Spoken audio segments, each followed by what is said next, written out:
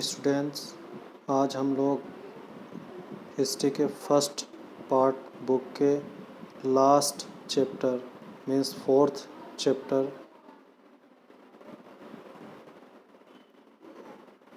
विचारक, विश्वास और इमारतें के सेवंथ टॉपिक स्तूप के विषय में पढ़ेंगे।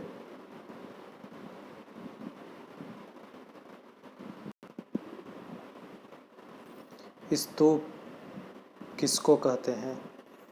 स्तूप संस्कृत और पाली से लिया गया शब्द है जिसका अर्थ होता है ढेर, अर्थात एक गोल टीले के आकार की संरचना है जिसका प्रयोग पवित्र बौद्ध अवशेषों को रखने के लिए किया जाता है। माना जाता है कि कभी यह बौद्ध प्रार्थना स्थल होते थे। या आप देखिए, इस तरह की संरचनाओं को ही स्तूप कहा जाता है। वैसे तो बौद्ध आदर्श, व्यवहार, ब्राह्मण, जैन तथा कई अन्य परंपराओं के साथ संवाद और तर्क वितर्क की प्रक्रिया से उभरे। इनमें से कई परंपराओं के विचार और आचार ग्रंथों में नहीं लिखे गए। इस तरह के मेल जोल को हम पवित्र स्थलों के उभरने की प्रक्रिया को देखकर भी समझ सकते हैं कि किस तरह इन स्तूपों का निर्माण हुआ होगा। बहुत प्राचीन काल से ही कुछ स्थानों को लोग पवित्र मानते थे, जहाँ पर कुछ खास वनस्पति होती थी, अनूठी चट्टानें थी या विस्मयकारी प्राकृतिक सौंदर्य था। वहाँ पवित्र स्थल बन जाते थे। ऐसे कुछ स्थलों पर एक ऐसी छोटी सी वेदी बना दी जाती थी जिसे कभी कभी चैत्य कहा जाता था। बौद्ध साहित्य में कई चैत्यों, जिसमें बुद्ध के जीवन से जुड़ी जगहों का वर्णन है, जैसे जहाँ वे जन्मे थे लुम्बिनी, जहाँ ज्ञान प्राप्त किया बोध गया, जहाँ उन्होंने प्रथम उपदेश दिया सारनाथ, और जहाँ पे उनका निर्वाण हुआ अर्थात उनकी मृत्यु हुई कुशीनगर। बुद्ध के समय से लगभग 200 वर्षों बाद अशोक ने लुम्बिनी की अपनी यात्रा की याद में एक स्तंभ बनवाया। इन सारे साक्ष्यों के आधार पर ही कहा जा सकता है कि बुद्ध के अवशेषों पर ही जो आकृतियाँ, संरचनाएं बनाई गई, उन्हीं को स्तूप कहा जाता है।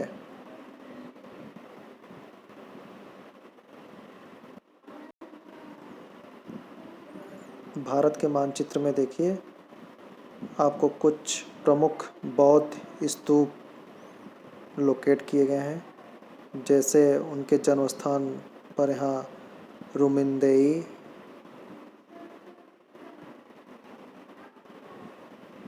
मृत्यु प्राप्त स्थान कुशीनारा,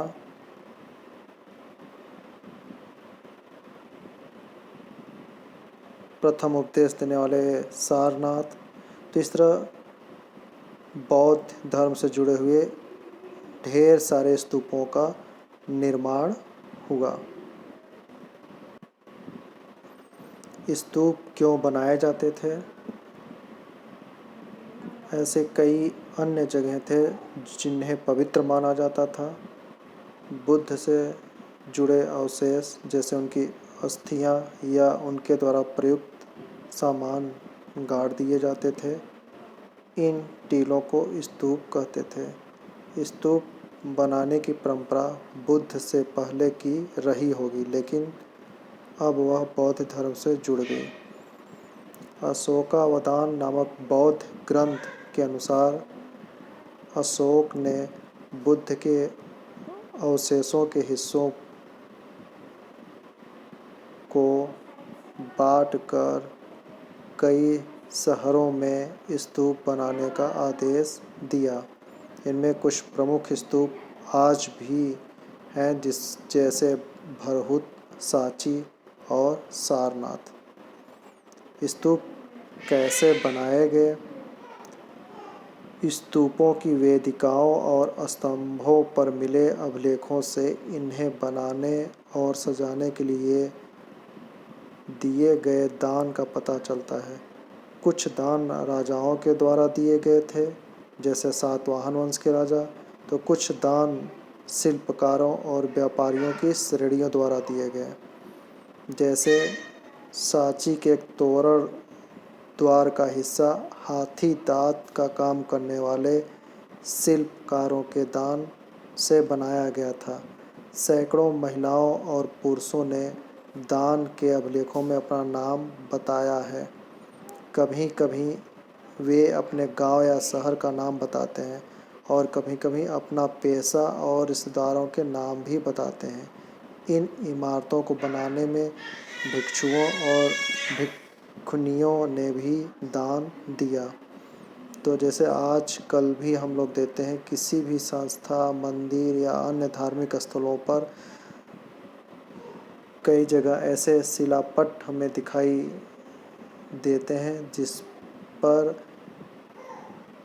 किसी भी उस धार्मिक स्थल के एक कमरे या उसके प्रांगण या अन्य भागों के निर्माण में दिए गए दान का उल्लेख मिलता है।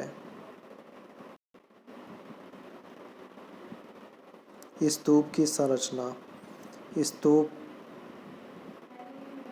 का जन्म एक गोलार्ध ली हुई मिट्टी के टीले से हुआ, जिसे बाद में अंड कहा गया।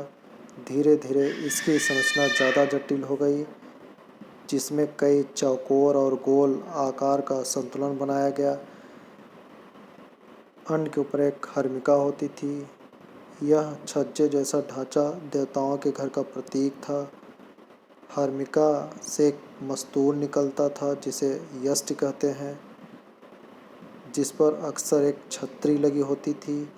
टीले के चारों ओर एक वेदिका होती थी, जो पवित्र स्थल को सामान्य दुनिया से अलग करती थी।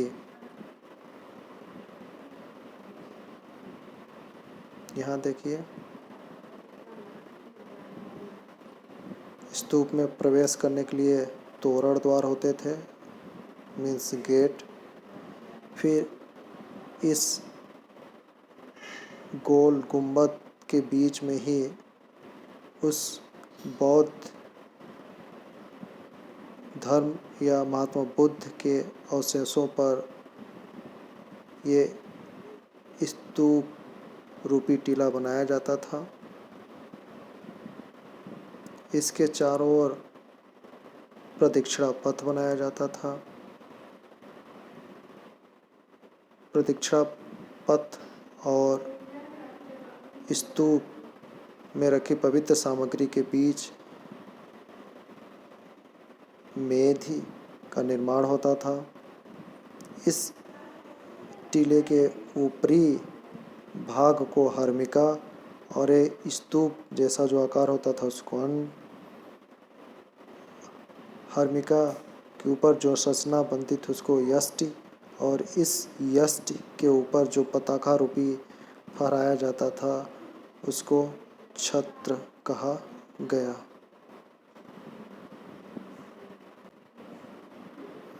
सांची और भरहुत के प्रारंभिक स्तूप बिना अलंकरण के हैं, सिवाय इसके कि उसमें पत्थर की वेदिकाएं और तोरण द्वार हैं। ये पत्थर की वेदिकाएं किसी बांस के या काठ के घेरे के समान थी और चारों दिशाओं में खड़े तोरण द्वार पर खूब नक्काशी की गई थी। उपासक पूर्वी तोरण द्वार से प्रवेश करके टीले की दाईं तरफ रखते हुए दक्षिणावर्त परिक्रमा करते थे, मानो वे आकाश में सूर्य के पथ का अनुकरण कर रहे हों। बाद में स्तूप के टीले पर भी अलंकरण और नक्काशी की जाने लगी। अमरावती और पेशावर में शाहजी ढेरी में स्तूपों में